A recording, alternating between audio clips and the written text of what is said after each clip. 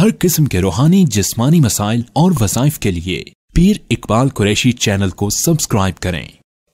नहमदुहु व नुसल्ली व नुसल्लिमु अला रसूलिहिल करीम, अम्मा बअदु फ़अऊज़ु बिल्लाहि मिनश शैतानिर रजीम, बिस्मिल्लाहिर रहमानिर रहीम। जुमादुस सानी की पहले जुमा का ऐसा मुजर्रब अमल आपको दूंगा जो आपके रिज़्क़ की बरकत का, तरक्की का बाइस बन जाएगा। चूँकि जमादुल सानी और जमादुल उखरा ये दोनों नाम हैं इसके। जमाद कहते हैं जम जाना, बर्फ़ बन जाना। चूँकि जब ये पहले शुरू में आगाज़ में महीना आया तो सख्त सर्दी का दिन थे और अरब की उस ज़मीन पर, उस हिस्से में बर्फ़ या इतनी सर्दी थी कि पानी बर्फ़ बन जाता था, इसलिए इसका नाम उन्होंने जमादुल उखरा या सानी रखा। जमाद मुंजमद होना, जम जाना। तो जमादुल उला, जमादुल उखरा, जमादुल सानी ये नाम है इन दो महीनों के। तो जमादुल सानी बाद में आता है, जमादुल उला पहले आता है। अब जमादुल सानी का मैं आपको वजीफ़ा दे रहा हूँ जो जुमा का पहला है।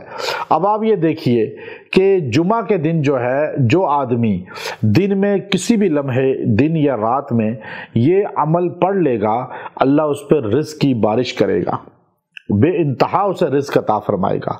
अब लोग रिज़्क़ की तलाश करते हैं, रिज़्क़ के लिए दर बदर फिरते हैं, अपने बच्चों को छोड़ जाते हैं और किस तरह अपने प्यारों को छोड़कर परदेश में किस तरह तंगी की ज़िंदगी गुजारते हैं। पूछा जाए किस लिए, तो वो कहेगा रिज़्क़ की तलाश के लिए। अब आप मैं बताऊं कि हम थोड़े दिन के लिए ट्रैवलिंग पे जाते हैं, सफ़र पे, और बड़ी आसाइश में होते हैं, लेकिन फिर भी हमें अपने घर की याद होती है कि हम 8-10 दिन बाद वापस घर आना चाहते हैं। वो लोग जो 2-2, 3-3 साल घर वापस नहीं आ पाते, परदेश की ज़िंदगी गुजारते हैं, और ऐसे लोग बड़ी तादाद में हैं पूरी दुनिया के अंदर। पहले तो उनके बच्चों को सोचना चाहिए कि वो ऐसे अपने वालिद की कदर करें, और अक्सर बच्चे उनकी कदर नहीं करते। बीवी को सोचना चाहिए उस खावंद की कदर करे कि जो परदेश में इस तरह तकलीफ झील कर उनके लिए कमा रहा है, और वो किस तरह मरीज बना हुआ है, वहाँ अपने पे खर्च नहीं करता बल्कि घर भेज रहा है पैसा, ज़रूरतें पूरी कर रहा है, लेकिन जमा कुछ नहीं कर सकता। और यहाँ वो ऐश की ज़िंदगी गुजार रहे होते हैं और वो बड़ी आसाइश की ज़िंदगी गुजार रहे होते हैं, अच्छी ज़िंदगी गुजार रहे होते हैं, और वो वहाँ पर एक छोटे सा बिस्तर कहीं बिछा कर सोया हुआ होता है।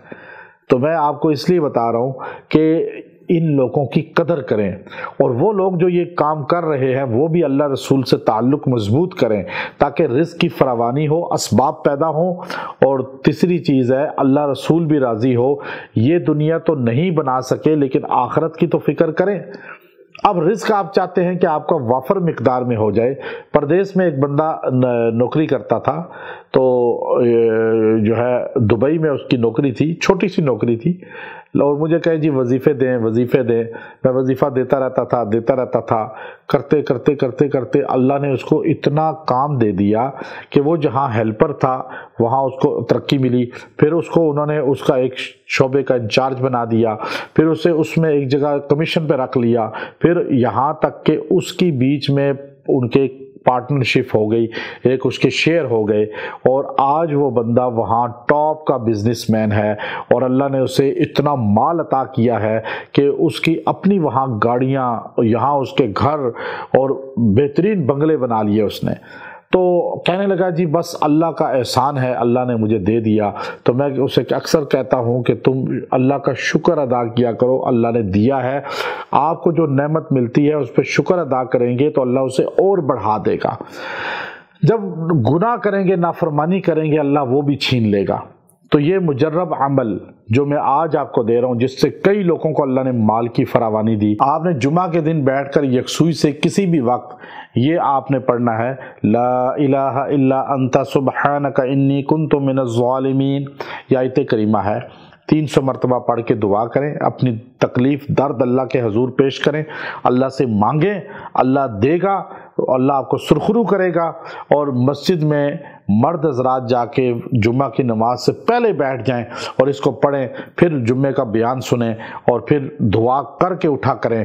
और जब तक इमाम جو ہے وہ دعا نہیں کرا لیتا، آپ بھاگا نہ کریں، آپ یہ کر کے دیکھیں، انشاءاللہ آپ کی زندگی میں، آپ کے رزق میں برکت آ جائے گی۔